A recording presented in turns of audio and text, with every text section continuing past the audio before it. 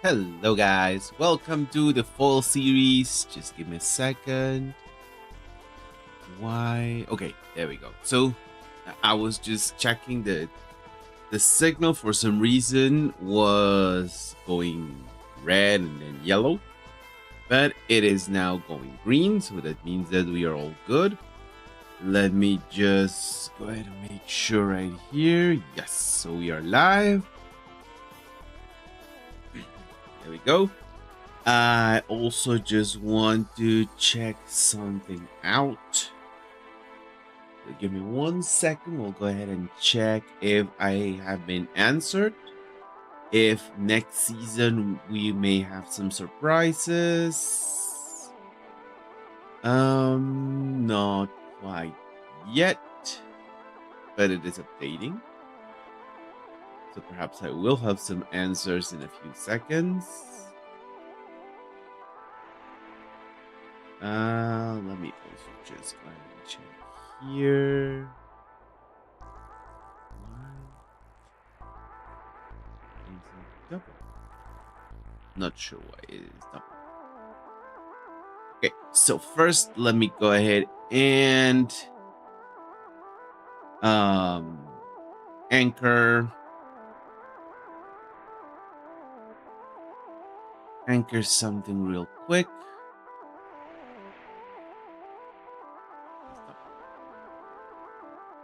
So first, message real quick.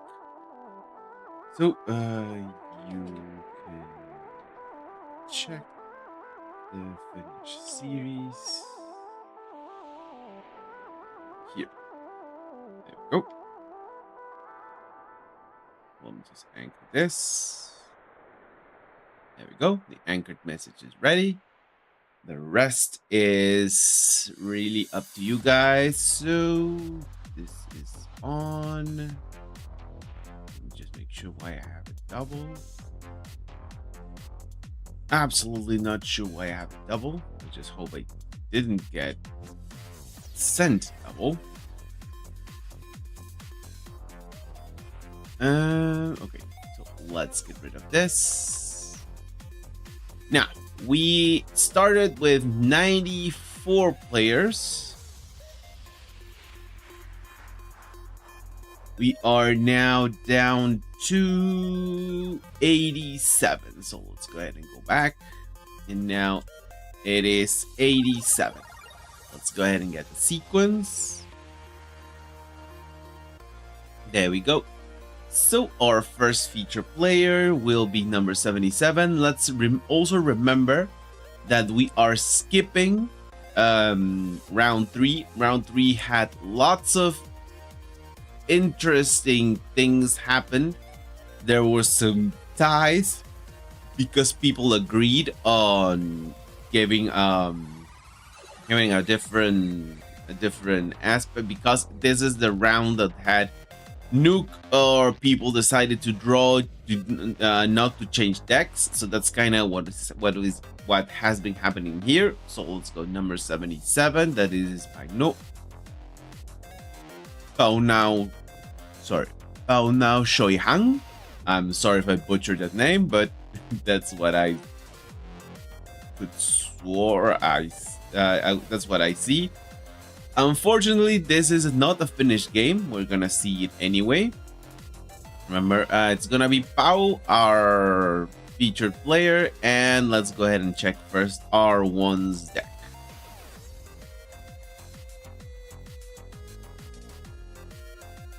There we go. So we have R1 is a French player, so that means that Pao is, since he's a Spanish player, it would be Pauna Choihang. Panao Na Choihang. Okay, let's just call him, Pao. So first, let's go ahead and check R1's deck.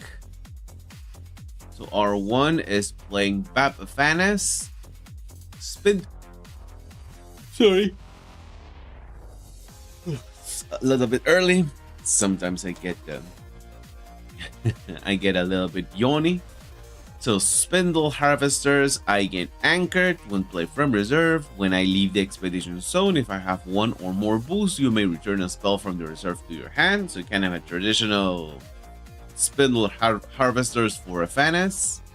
Ordis Cadets, when you play a spell, create an Ordis Recruit 1/1/1 token in your target expedition. Tooth Fairy, when you play it from hand, Sabotage, and when I leave the expedition zone, draw a card. Does have a few 1-mana abilities. Don't think he has a resupply, so no risk of the helping hand playing from somewhere else. And actually, most of his spells, well, so we have 6, 7, 8 spells are a 1-mana cost, so only one use. So kind of out there with that, but this is an Afanas that does have lots of characters. So let's go ahead and see what happened with Pau, or Pau's deck. He played with the Ordis starter, really, and he won. Okay, it looks like Pau played with the Ordis starter and won. So I think that is something very interesting to see how he did that. So let's go ahead and go to the end game. Not sure if it's going to be the... Sorry, once again, if it's going to be automatic. No, it's not.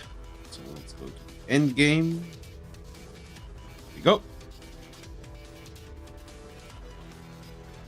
An interesting open is just going to have to open with the traditional. Okay, so it's going to be a 1/1, just using 1 mana. Interesting. Interesting that he even got it with his starter. Oh, that's right. R1 ran out of time.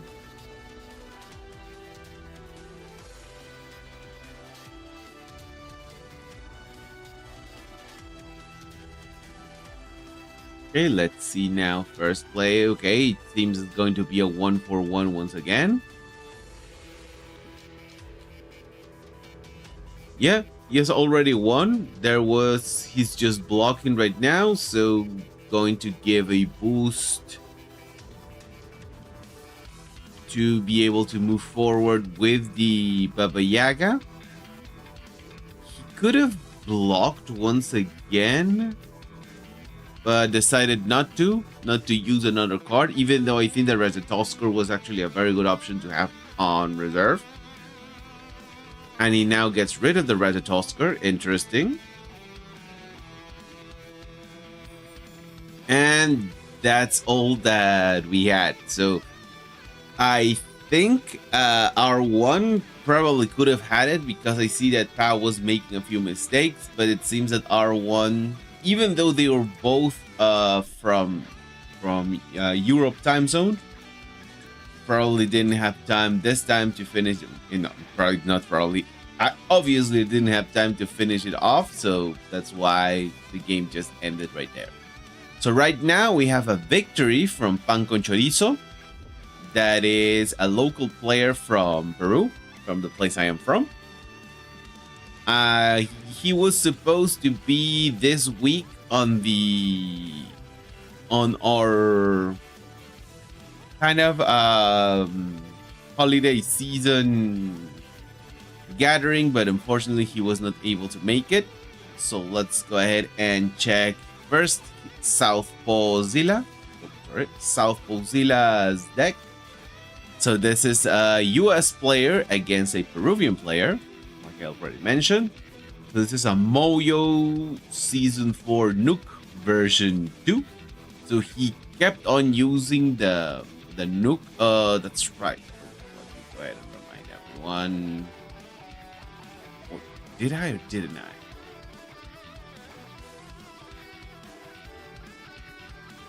Yeah, I did mention it to everyone. Okay, so Moyo, just a traditional Moyo with very heavy spells, trying to get the moth whenever he can, and if it's more than 7, you can draw a card as well. So just a few tiny spells, but mostly focused on the heavy spells and lots of cheap characters to give it support. Sorry about hitting the mic. And on the other hand, we have Pan con Chorizo, that is a Muna set 4. I know he has kind of 2 winning conditions. He can try to get the Hydracina out or try to get with a Festival. I also see that he has a Loki. This is he could have sworn this was a Loki from KS. But okay, let's go ahead and see his uniques. The Spindle Harvesters. I get anchored from reserve. When I go to reserve from the expedition zone, if I have 1 or more boosts to draw a card. Teja, this is an almost ensured thing. And when you play from reserve, once again, if you control 2 or more plants other than me, target character gains 1 boost. We have this Snoozer Shroom. You may pay, when play from hand, you may pay 1. If you do, you may have a target character in the expedition facing me gain sleep. So cannot be the first thing you play the turn.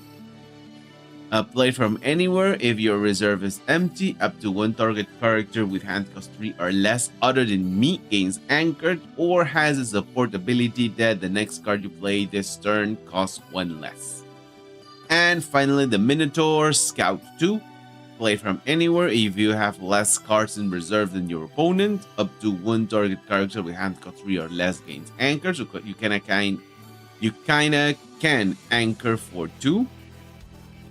And when you play from reserve, if you control 1 or more landmarks, I gain 2 boosts. Otherwise, I gain only 1. Okay, interesting. So kind of playing with the anchor right there. Let's go ahead and see how he did it. So let's go to endgame. It's not going to be automatic, so give me just a second.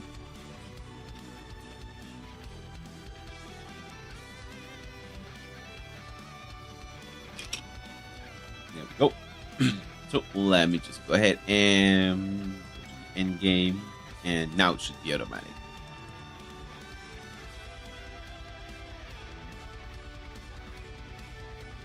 Okay, so it's almost ensured going to be a 1-for-1. South has the advantage of being able to play something with a low cost and still move through. I'm guessing it's gonna be a Spindle. Yeah, it's most likely going to get rid of the sleep. Yeah, going to get rid of the sleep. Going to be a Spindle Harvester. A Spindle, sorry. This turn, going to, doesn't actually need it. Gets a Moth in. Gets a Spindle in. South passes. And he gets anchored anyway. So that's kind of what he wanted. Still has the option to anchor this turn. And he has the he hasn't gotten a Festival yet. Okay. Getting rid of a Spindle. Not sure if I would have done that. Okay, but he did get a very good card in reserve. Just gets rid right away of the Nylum. Doesn't want to deal with that. Rhyme is going to freeze both or just one? The rare one? Oh, the rare one allows to freeze 2. That's why I said that I would have kept the... He could have at least blocked. So he's going to just do it. Gets rid. That's what the rhyme does. Okay, so the rhyme can actually get rid of a card.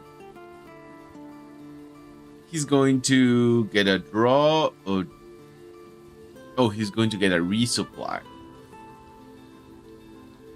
Okay, he needs 3 characters. It doesn't seem that he's going to get the 3 characters. Gets another of his festivals out there. This is not the studio. This is the studio's Acolyte then.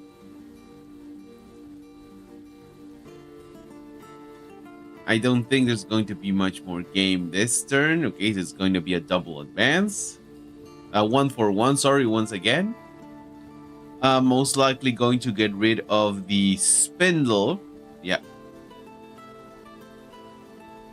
So the pan con chorizo has been kind of playing like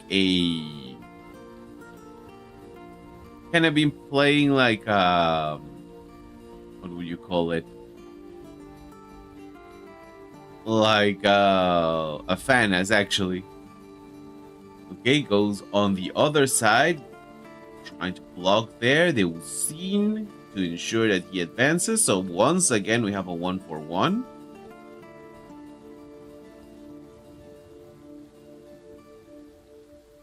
The Lyra Festival, he has the option of putting okay and not get something to sleep this turn. Unfortunately, can give the boost.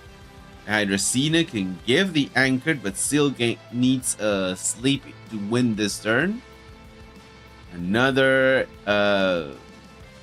Dracena, sorry. Oh, the Winter Nova. So I think this is decides to go all out with the and get a few mods on each side. So that's all he's going to be able to use.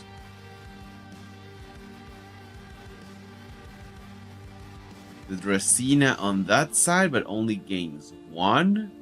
Okay, but that is 2 boosted characters, so the Lyra can actually get it through. No need to play anything else. It has been a 1-for-1. And use the Winter Nova again.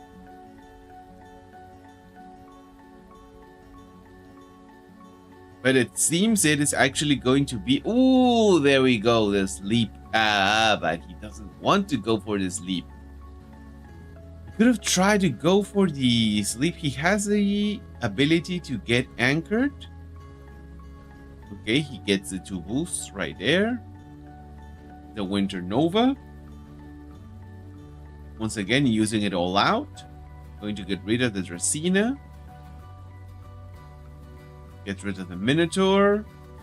Puts 2. Okay, so this is a very interesting turn for Pan con Chorizo because, yeah, he can play the Hydrocena.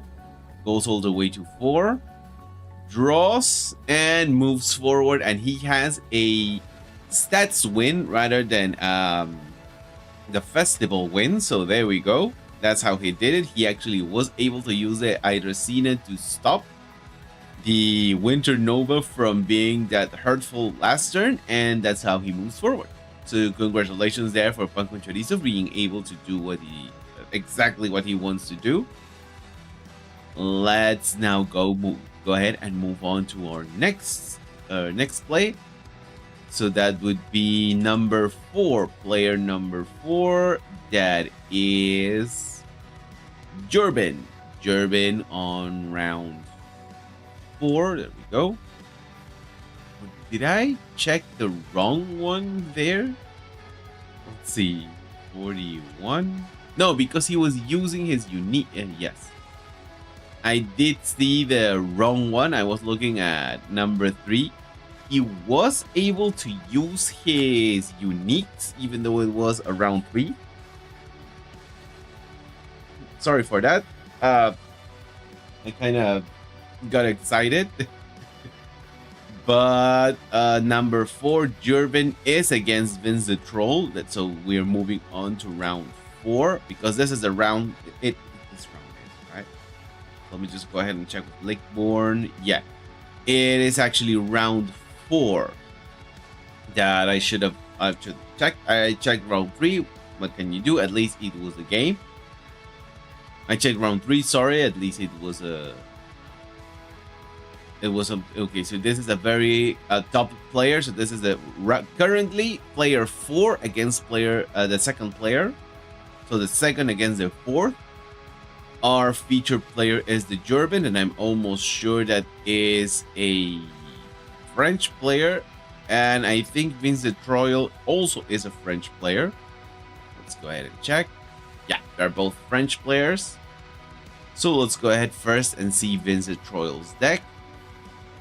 So he went for a Trace set. His deck name is Trace Set 4.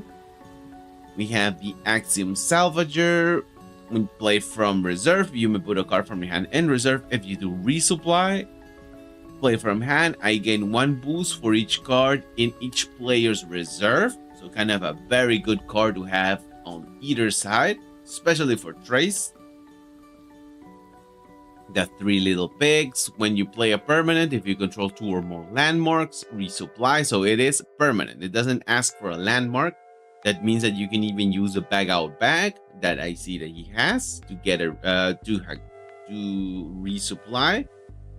When play from reserve, you may return a card from your reserve to your hand. That is a support ability. And the last unique, or does he only have 2? It seems that he's only playing with 2. So that is Vincent Troil. Let's go ahead and check the Jervin. The Jervin does have 3 uniques. So the first one is the Kitsune. Each player draws a card from hand. Each player draws a card. Once again, play from hand. You may put a card from your reserve, from your hand in your reserve. If you do, the next card you play this afternoon costs 1. So kind of you can do a combo playing her. Put a card of 1 cost down or even a 2 cost down and play a card of 2 cost both on 1, even on turn 1. Then we have the another Kitsune. When I leave the expedition zone, each player draws a card. Play from anywhere, you may put a card from your hand in reserve. If you do, up to 2 target characters each gain 1 boost. And the reserve ability, up to 1 target character gains fleeting. And finally, the last Kitsune. So it's a Kitsunes all around. Each player draws a card. You may put a card from your hand in reserve. If play from anywhere, each player draws a card. Play from anywhere, you may put a card from your hand in reserve. If you do, characters you control gain 1 boost. So kind of a Kitsune with an included card. So let's go ahead and go to the end game. Optimize deck for the Jervin. Optimize deck for Vincent Troil. It showed the other way around, but you know what I mean. There we go.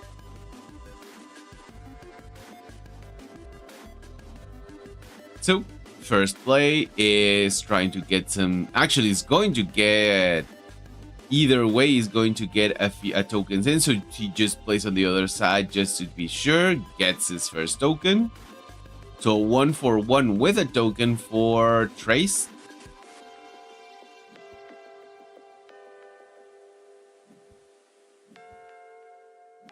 There we go.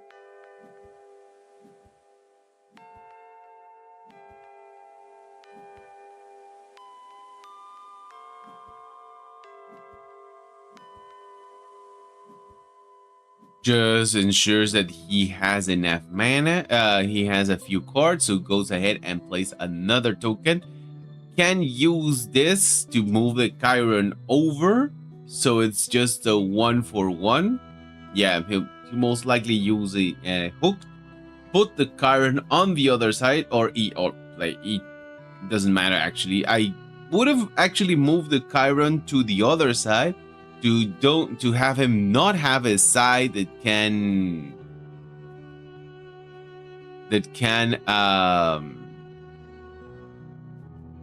have a side that doesn't have plant, because we know that the Serengar is actually very good, so kind of get him out of plant as fast as you can.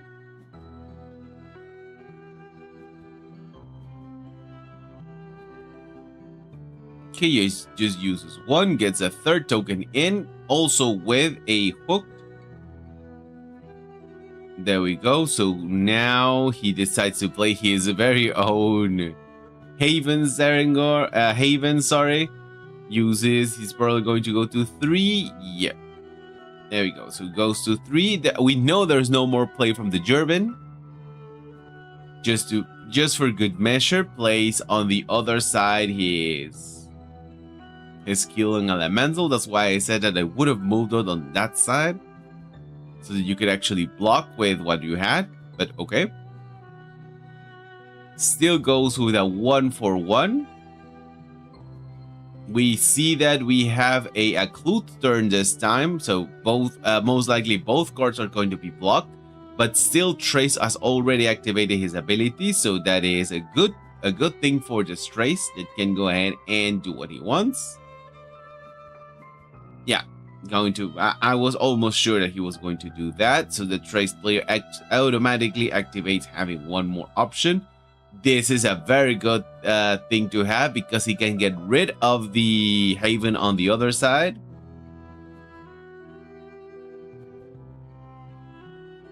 And with the restocking station, he can even do a few more things. Doesn't give another use to he still wants to keep the hooked. So lets the Grims drop, but doesn't matter because he still has lots of options in hand, getting rid of Intimidation. Interesting choice of card from the German. Yeah, I thought that was going to be the play. Give 2 tokens? Yeah, give 2 tokens to the restocking station. So the Kitsune allows each player to draw a card. Gets a card down with a hooked. He's going to bring the Kitsune over. So the Serengar is threatening right now. He goes ahead and plays on the other side. Is being blocked. Still got 2 mana left. Going to just activate his ability. Put a Grems down. Make sure that he doesn't lose his... And going to get rid of something? Or not? Yeah, going to get rid of the restocking station in order to almost ensure the double advance. To try and ensure the double advance. He is going to get the double advance. No, not yet. He just fought by 1. But in this case, the German had to burn out through lots of cards. He's even going to lose 1 in reserve. And Vince the Troll still has 4 cards left. So that means that this is a very heavy advantage for Vince. Sorry.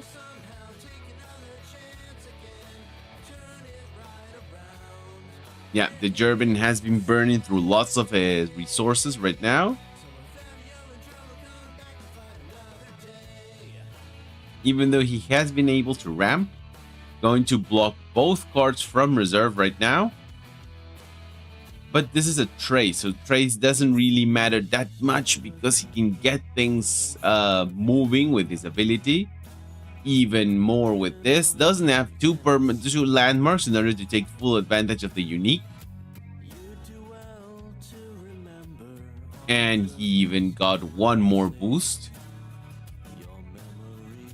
He just goes with the 2. Lots of cards in reserve. Is able to almost block it only with 2 mana. So I don't know what he's going to try, but okay, so it looks like he's going to get rid of the Talarian. So only 1 move left from the German. Still 3 mana left from Vince, so he does have a bag.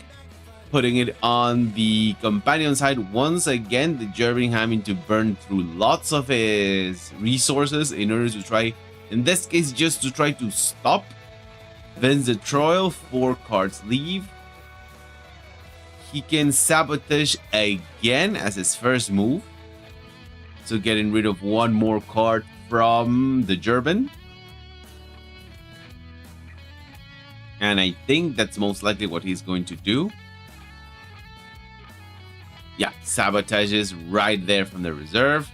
Chiron goes on the other side with a 2. Still not using his ability, kind of revealing that he can do something else. Right now, there we go. So that's what he's trying to do. Push on that side. He's second and gets another. Yeah, I think this is going to be tough for the German. He does get something down in order to be able to try and push forward. Only 1, so that means that he has something else that he can use to get down on reserve. Probably a third and gets rid of the last card. Let's see if he has a last. Yeah, he does have the third Dr. Frankenstein. So with that, he's going to play it on the other side. Going to go to an 8 even. So it's an 8-8-3-3-3 double advance from Vincent Troil. The German is able to get one move forward, but because of the double advance from Vince, it is unfortunately over for him. He gets rid of most of his cards. Didn't get through his whole deck. Was rather close. And that's how Vincent Troil does it, with an amazing double advance right on the end. So that was our fourth match, our fourth featured match of the day. Let's go now to number 82. Kigma is going to be our featured player. He was even skipped on round 3. So we're going to go ahead and check him right here. He is playing Marx, that is a fellow Latin player. He is from Chile. And in this case, Kigma didn't have enough time to finish. So even still, we're going to have him as our featured player. Let's go ahead and check Mark's deck right now. So we have Marx, like I mentioned, a Chilean player against Kigma, that is a French player. So this is Sigismar. Marx is using his Sigismar deck. So we just have a Ratatoskr. When another non-token character joins your play from reserve, if you control 4 or more characters, resupply. When another non-token character joins your expedition, create a recruit 1/1/1 on your companion expedition, so helping out to have threaten on both sides. And play from the reserve ability. Yeah, next bureaucrat you play this afternoon costs 1 less. The Ordis Gatekeeper. When another non-token character joins your expedition, create a token in your other expedition, the one that she is not. She is a 2/2/2, so not too bad, unique either. And Ozma, when played from hand, if you control 3 or more characters, draw a card. So you need to have something else down before you can play her in order to get the card. And if you have 4 more characters, draw a card. So if you can get characters out, this Ozma will actually give you lots of draws. On the other hand, let's go ahead and check Kigma. Kigma was playing with a Fen. His deck name is Fen4 Frankie Payne 3. So we got the Paper Herald. One play from reserve, you may put a card from your hand in reserve. If you do, you may return a spell from your reserve to your hand, so cycle a spell. When a card leaves your reserve during the afternoon, if you have 3 or more base statistics 0 amongst characters you control, create an Ordis recruit in target expedition, I think. I don't know. He creates a recruit, but I don't see a... Well, let's try to see it on play because the text actually is kind of jumbled. Not a bad thing to have. This one has already 2, so you just need something else with a 0, and he has, except for the Macpink Hoarder, he always has a 0 around in order to try to do that. Also, let's go ahead and check the next one. So the Snowball Commando, you may put a card from your hand in reserve. If you do, you may exhaust target card in reserve. That's play from anywhere. Also play from anywhere. If I'm the only character in my expedition, I gain 2 boosts. And finally, Nuit. At dusk, if there are 9 or more base statistics 0 amongst characters you control and in your reserve, draw 3 cards. Doable, especially if you would go endgame. And if you have 6 or more mana orbs, sabotage. There we go. So this is not a traditional Nuit, sorry. This is a traditional Nuit. You can, in your reserve, so kind of with Fen, yeah, you can automatically play her from hand, get something in, probably an advance, and then you can just finish the game that way if you are close to finish it, because both players passes right after you play Nuit. But you have to be the first player, kind of situational, but you can get moving forward with that. Let's go ahead and go to the end game. It is going to be automatic this turn. There we go. So we're going to see the first play from Kigma.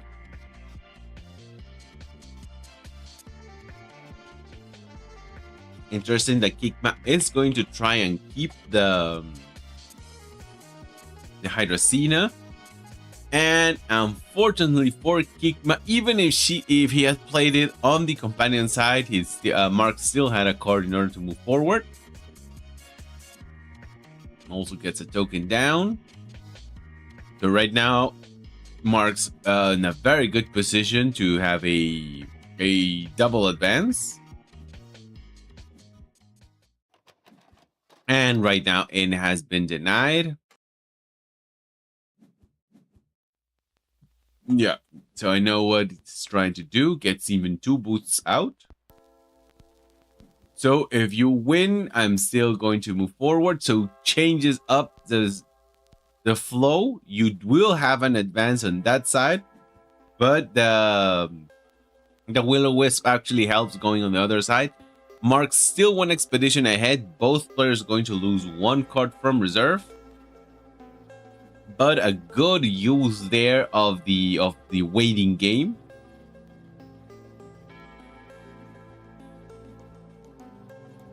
There we go. So we have the option to keep the reserve. Going to get what I'm going to get, of course, the winter outfit in order to get 2 boosts. Going on the other side, just playing the winter outfit just for good measure. Going to be able to block, so the double advance once again from Marks. That is 3 expeditions ahead now. I would have used a winter outfit on the other side just to try and make sure that I move forward.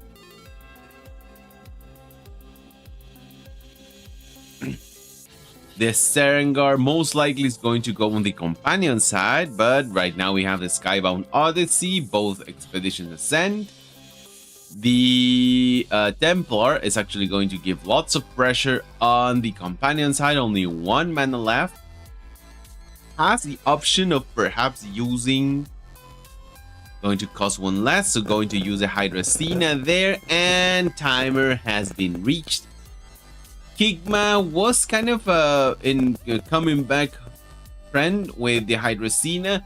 However, the Hydrocina is not protected in any way on the Lyra, so even a license withdrawal could have done the trick, just playing a 3 next turn to get rid of it, but that means that there was 3 mana that was going to be used.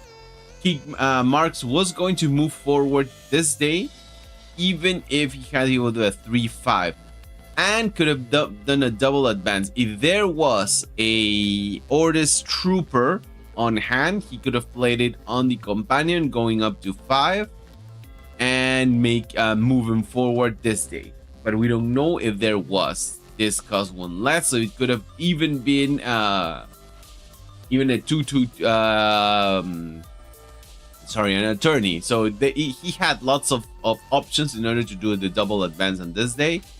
But Kigma risked it all on a Hydrocina that I would not use on against an Ordis because of the license withdrawal. Now let's go to player 86. That would be Supletivo on round 4. So Supletivo, I'm almost Supletivo once again, didn't finish the game. I think Supletivo is going to be, if I could guess, is going to be a Spanish player or Spanish speaking player. He didn't even get into the game. Let's just go ahead and make sure with Yoko Ninja, at least to see where he was from. So no, a Brazilian player against a French player, but Supletivo didn't even get into the game. This is a Yoko and a festival, not going to spoil it from anyone. And yeah, he didn't even get to play the game. So that was it for the player 86. Let's go now to player 20. That is Halvard Humfler against Kimi Dog. Another top player, Kimi Dog right now. Where is Kimi Dog? Okay, not so high right now. I have seen him play a little bit better. Where's Kimi Dog? Kimi.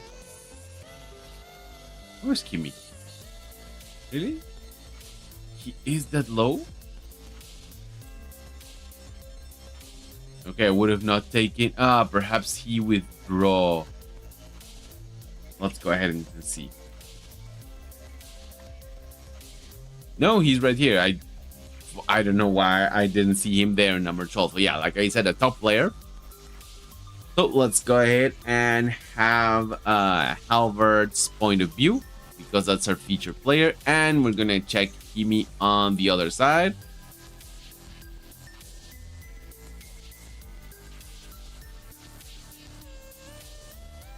There we go. So Kimi, Singaporean player, Indonesian player. Okay, so Indonesian against a French player. Let's go ahead first and check Kimi out. Give me 1 second. I need to blow.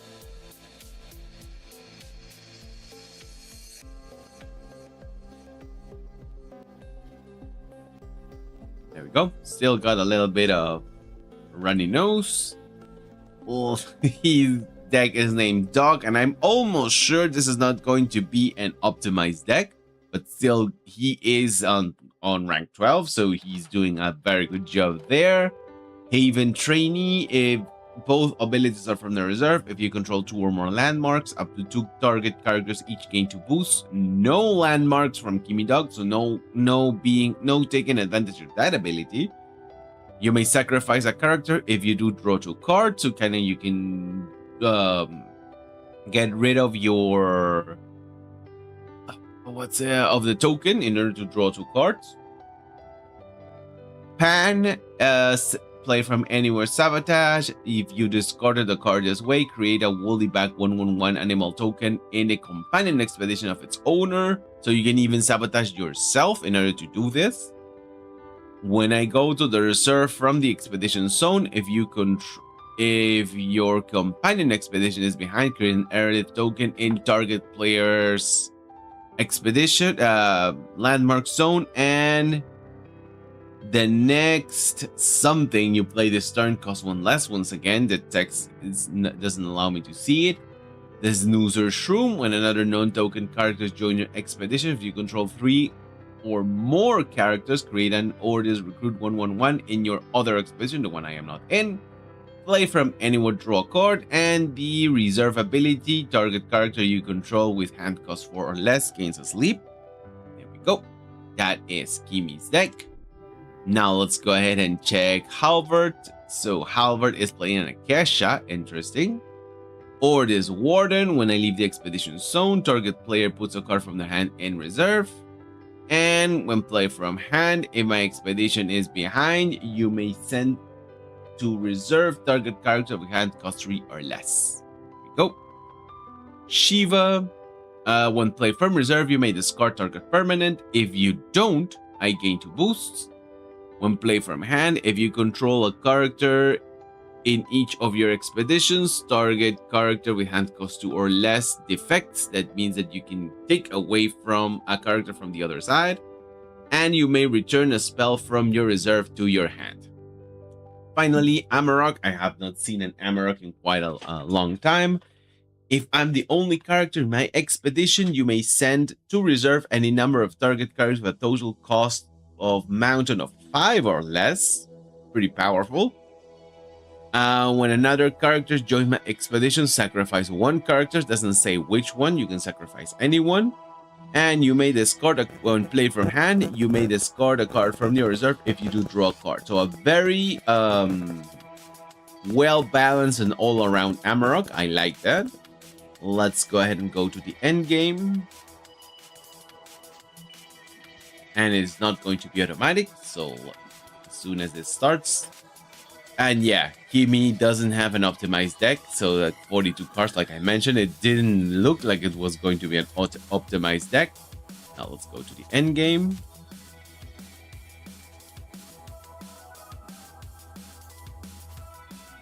After you, Kimi Dog needs to react first. Okay, so that is a 1. He's going to just get 2 boosts and most likely going to win that side. And no, just by one boost on the hero expedition, he is able to move forward. So Kimi gets a double move, while Halford gets a no move actually.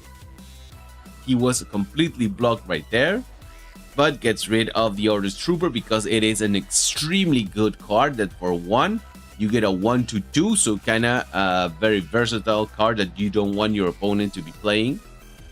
He was first player, but he can always finish it just with that. The Korgan Agent now being played on the Companion. Nothing else right there. So with the Baba Yaga, draws and gets a move in. So right now we have also again a 1/1, but Kimi is still 2 expeditions ahead.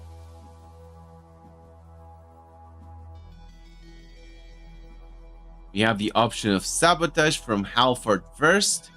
Interesting that we see him playing what's the name?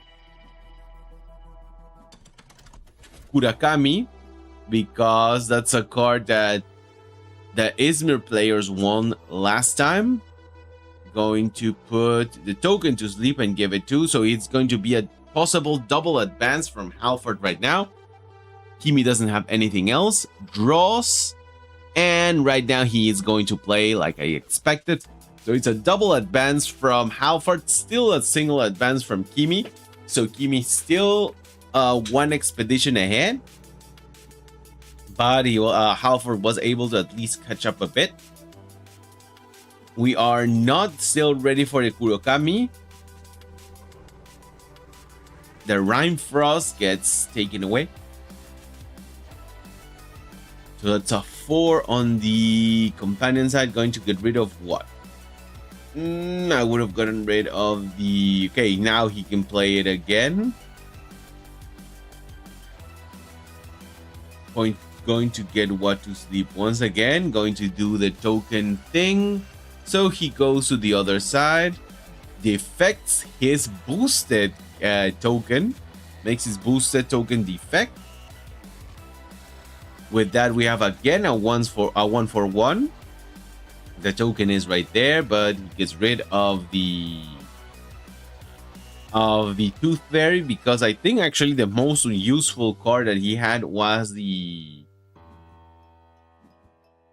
Magical Training. I'm going to return the Magical Training hand after you, sending it to the other side. Now just putting some stats in, going to draw a card. The Baba Yaga can make him move forward. Decides to draw this turn. He does have the Korgan Agent, but I don't think it's going to be enough. Gets a sleep in. Exactly what he needed. The sleep on the token, but still a 3. Still able to move forward on both sides. And with that, Kimi Dog just ends up the game. It was a good attempt from Halford, but I think he kind of cornered himself trying to play too much control this turn. And the fact that the expedition actually helped out Kimi Dog a lot as well. Him being able to move through the water and mountain almost with no restriction. The expedition with just forest, that is one of the things that has kind of stopped his... The Sandman was actually just on turn 2, so he was able to move forward almost past anything that would restrict the very good stats of the Sandman once you move out of the forest. So with that, we move on to our next game, so that is now player 12. Okay, so we just saw Kimi Dog. That means that in a funny coincidence, both Halford and Kimi Dog have been selected. Since Kimi Dog has already finished his next game against Vince the Troll, what we're going to do is now check Kimi Dog's... We already know Kimi Dog's deck because we already went over it last time, so we're just going to have him as a featured player. But we're gonna check now the match against Vince the Troll. So this is an Indonesian player against a French player. So once again, we're going to do a quick review of Vince the Troll's uniques. So the Salvager that allows you to put a to do a resupply from reserve or to gain boosts from play from hand. The Little Pigs that requires 2 landmarks in order to resupply once you play another permanent, and only 2 uniques from Vince the Troll. Now let's go ahead and check right now. Let's go ahead and go to the end game right away. Don't think it's going to be automatic, so give me just 1 second.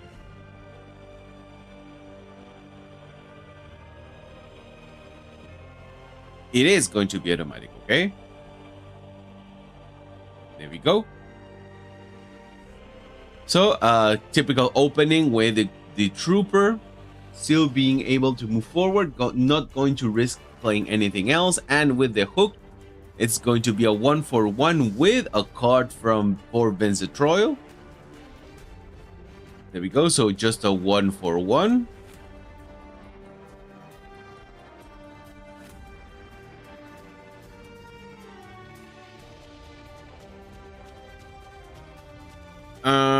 Okay, so going to withdraw the Prince. Yeah, the Frog Prince, I thought that was going to be the play. The token right there already helping out. Going to get the first token in, and going to get rid of the obviously the permanent, the booked rather than the permanent. Interesting. And he even gets exactly what he wants on reserve. So he can move forward again a 1-for-1. That's why I would have used it even on the Haven, because the Haven can still give more benefits rather than just a 1 turn given a hook one turn use. Even though it was probably going to give him a card, but it was almost sure he was going to use a hook to get another card, but it's still only a 1 turn thing, while the Haven is a continued use. Got a very good card to have right now. Going to get blocked with the Jack Frost. Uses all out what he can in order to try to move forward, and once again it's going to be a 1-for-1. No, it's going to be a block, so that means that Kimi is getting ahead this time. Has to get rid of 1 card, unfortunately not at the right time in order for him to get another token. Give me 1 second. My cat is trying to... There we go. So we have on the trying to fight it out on the hero side with a very powered up Dr. Frankenstein. Okay, going to get rid of the Jack Frost this turn. Just plays the Trooper for good measure.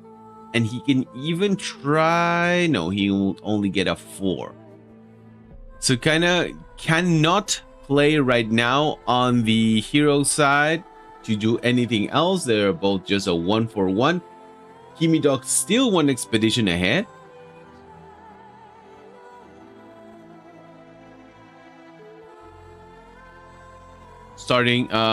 Vince starting to move through his deck a little bit faster, especially because he already has his ability activated. I'm guessing it's going to be, yeah, just on the other side with the Trooper. Always a Trooper is a good thing to just use it on either side. A very good card from Ordis. Another Dr. Frankenstein with the boost. And going to get rid of the card? Yes, it's going to get rid of the card. Right now, he just goes and gives some pressure on the hero side and almost ensures a sabotage on the companion side. Still got 2 mana left, but you saw that he didn't have any cards, so you could have tried to go... If he would have played it on the other side, the Vince the Troll would have drawn, because it would have been a double advance.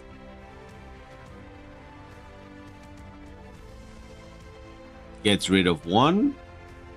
Interesting that he decides to keep the potential sabotage, the Anubis. I hadn't seen an Anubis in quite some time. Anubis is a very good card for Sigismund because he can sacrifice a 1 card to make his opponent sacrifice something else that he wants. Going to sabotage, get rid of the... So that's why he had it. He got rid of the other card in order to use the sabotage to get rid of the Haven, because the Haven was a Haven guard. No, Haven trainee, sorry, was a very good threat. Going to get rid of 5, so he's going to erase the whole of Kimi Dog's side. Still can use the... Yeah, he can still use it once again. And going to use the Rift to get rid of it once again. So no advance today, burning out through Kimi Dog's whole hand. Probably will not see an increase in mana today. I think he's going to get rid of the... What happened? Oh, come on. Don't tell me that you're going to freeze right now. It was such... It was looking so good, and suddenly BGA decides to go, no, I don't think I will. Let's go ahead and see. So we were at day 6. So let me go ahead and check here. When is day 6? Day 6 at dusk. So let's go to move 136.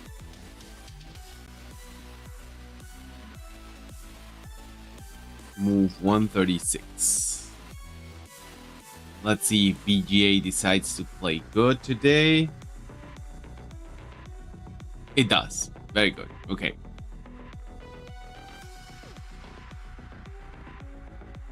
So this is move 136. Like I said, I don't think they are going to... I see 3 cards here, but I know there's only 2 because we saw that they used everything last time.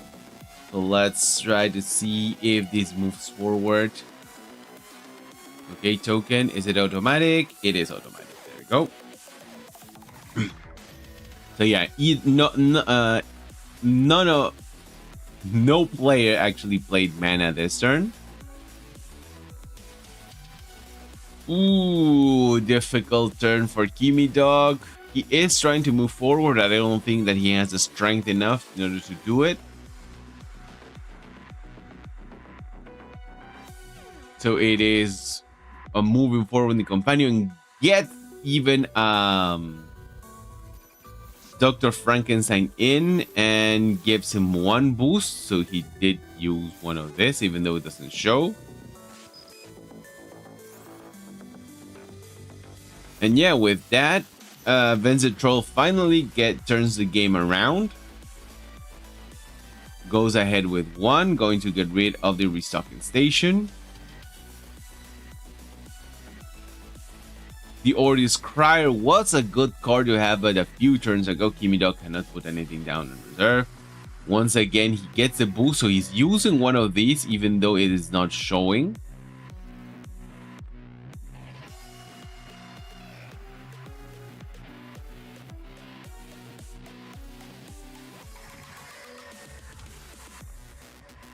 Gets rid of the one that he has already used to put it on the other side.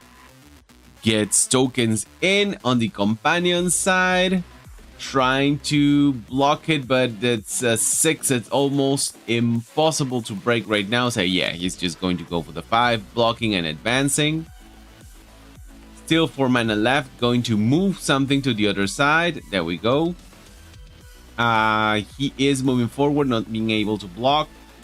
Going to get anchored, and that's everything that Kimi can do, and it's going to be a double advance from Vincent Troll. So like I said, unfortunately Kimi needed a few more cards in hand in order to have more options. In this case, Axiom, that does play a lot with the reserve, was able to capitalize on the fact that he had few cards, but most of them were in the reserve, and even Trace can give him 1 more card. So that is it. BGA actually broke right at the end of the game. So we're gonna have our last game right now. Let's go to 79. Here we go. Captain Cloverman going to be around 4. He played against Tie-Dye. Let's see if it's a finished game. It is not a finished game, unfortunately, but we're going to leave it at that. So it is Captain Cloverman as our featured player, and let's go ahead and check Tie-Dye's deck. So it's a US player against a German player. 0 limits again from Tie-Dye. That is a Bravos Trailblazer. I gain 1 boost per fleeting character you control. Let's play from anywhere. Sorry. When played from reserve, you may put a card from your hand in reserve. If you do, you anchor a character cost 3 or less. That is not him. And the reserve ability, the next character you play this turn gains 1 boost. The Hatter, play from reserve. If you have 3 or more base statistics 0 amongst characters you control, she contributes by 1. Up to 1 target character gains anchored. Yeah, and it can be herself. Other than me, sorry, so cannot be herself. Only 2 uniques from Tie-Dye. Let's go ahead and check Captain Cloverman. The captain has no uniques this turn. It's interesting that he does use the monolith and the carrier and a celestial blast. I have not seen this card on an Artist deck in quite some time. So let's go ahead and go to the end game, and it's not going to be automatic. Let's see how much we can get this moving. Depending on how much this game actually moved forward, we may have time for 1 more before we close out the stream today. There we go. So now it's going to be automatic. And not optimized deck from Captain Cloverman like I thought. Still another after you. So just going to play it on the other side to make sure that he moves forward there. And is blocked right now on the companion side. So it's a 1-for-1 with Tie-Dye.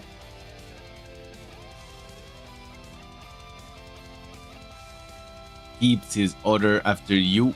Captain Cloverman keeps his order after you close to the chest. Especially because if he gets... No, he didn't. If he actually got this turn the monolith, it could have been a good game changer. He didn't, unfortunately. Gets a 3rd token in. Gets rid of it nonetheless to play the carrier. The guitarist to block right there, but with the additional token, he's going to be able to block and advance. So it's once again a 1-for-1 with tokens being generated on both sides as of tomorrow.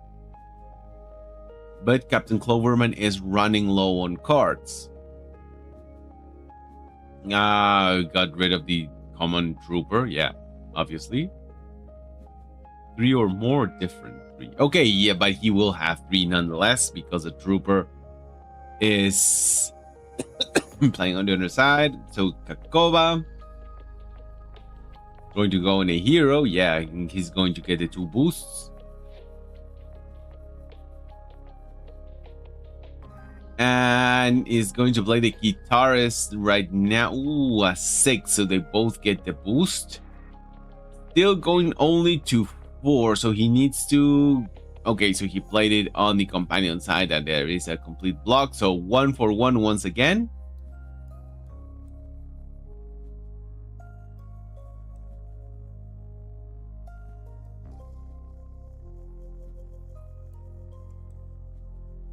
Now moving forward with Tie-Dye going first, and we do see the monolith right now. Going to get rid of the monolith. Yeah, it is. He could have used it, but he would have to sacrifice the spy. And right now, he's given the option. Okay, he plays a card for free.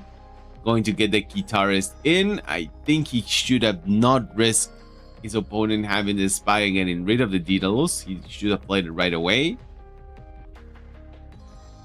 Almost ensuring his advance on the hero side, but Kakova already there with 2 boosts. And with that, it is a double advance from Captain Cloverman and a single advance from Tie-Dye.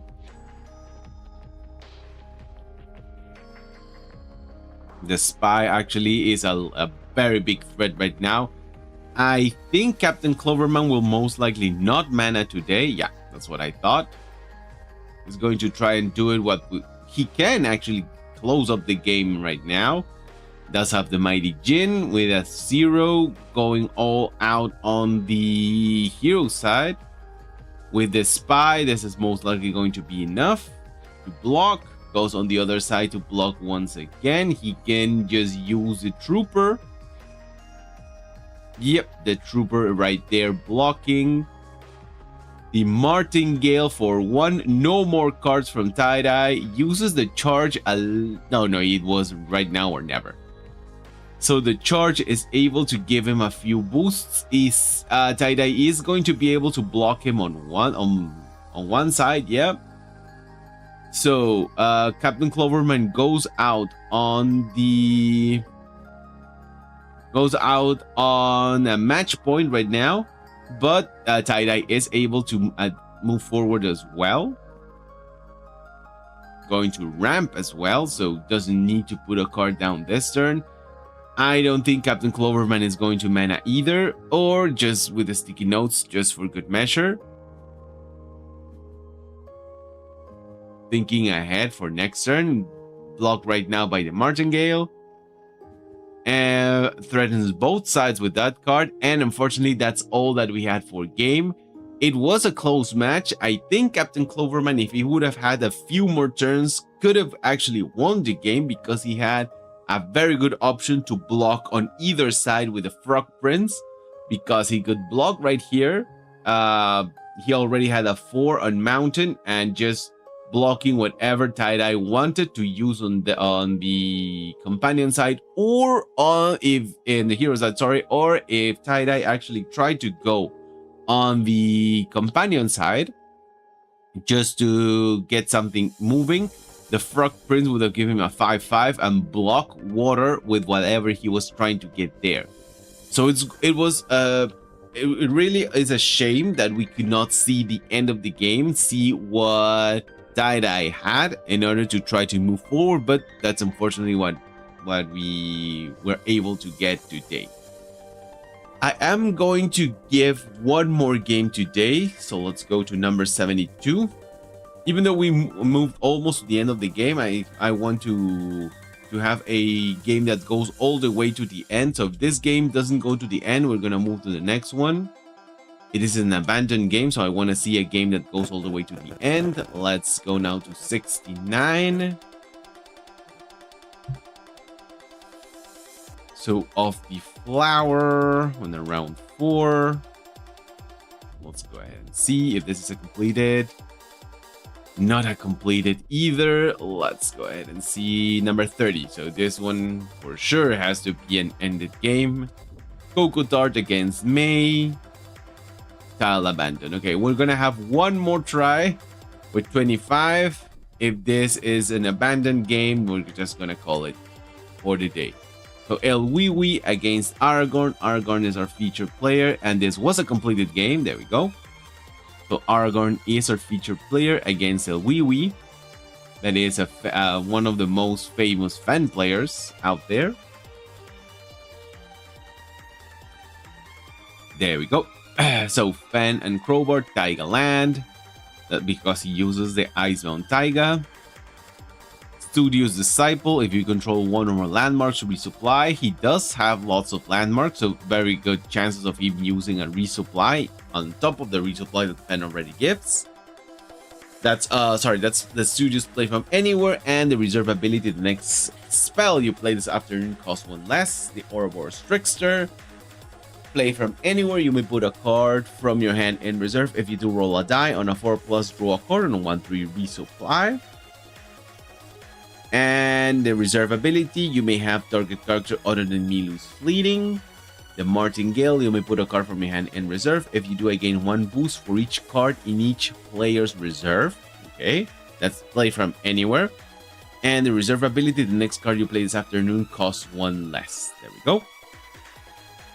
That was a Wiwi's deck. Now let's go ahead and check Argon. This is a US player against a French player that actually Wiwi was able to get. This is the Bazira 400 Elo, the Tiny Jin, the Hunger. So, uniques. Izunbushi, when a character you control gains one or more boosts.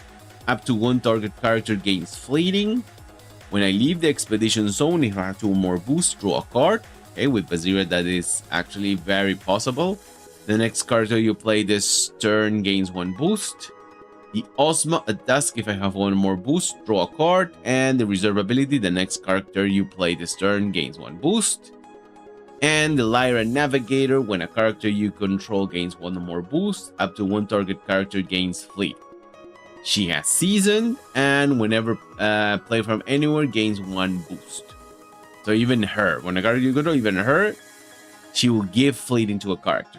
There we go. Let's go ahead and go to the end game. It is not going to be automatic.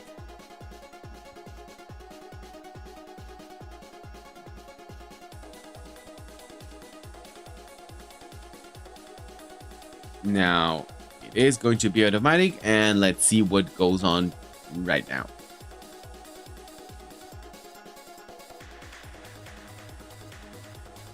Okay, play the Taiga right away. So it's just one advance from Argon. We sacrificing an advance in order to have more options moving forward with the Taiga. Hunger right now, probably going to get rid of the Hunger. Yeah, too early for the Hunger right now for Argon.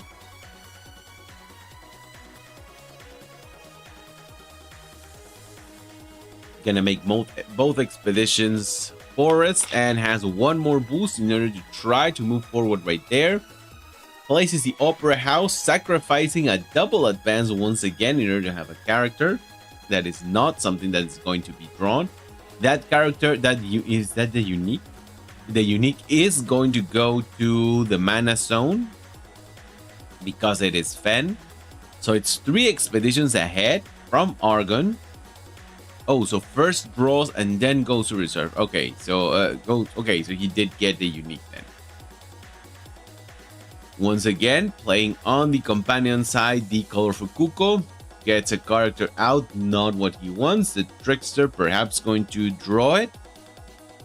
Puts a card down, gets a 6, so it's going to draw that card.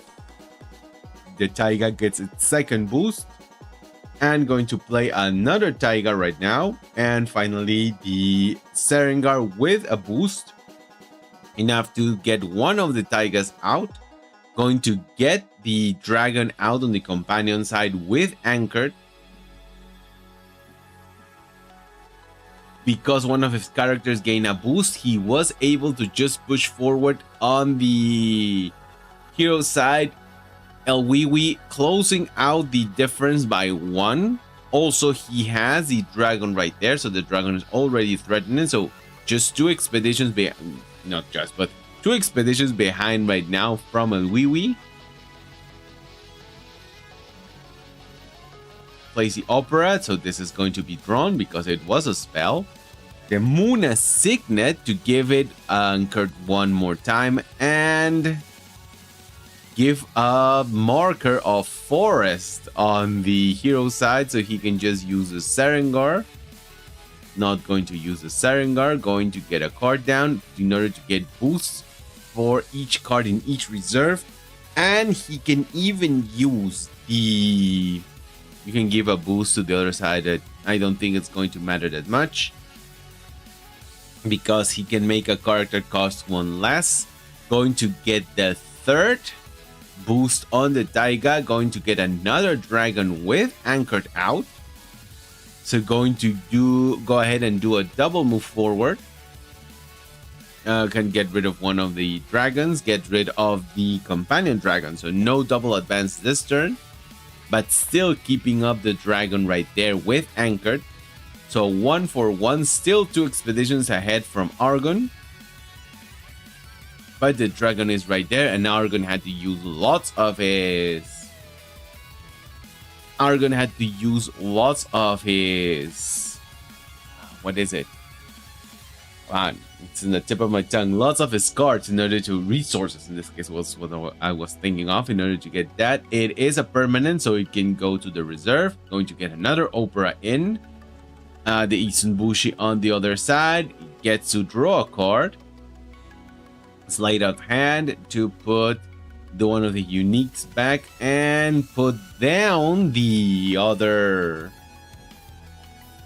The Will-O-Wisp is going to get a boost and try to push on both sides to try to. Argon is trying to win it this time. Going to give fleeting, but it doesn't matter that much.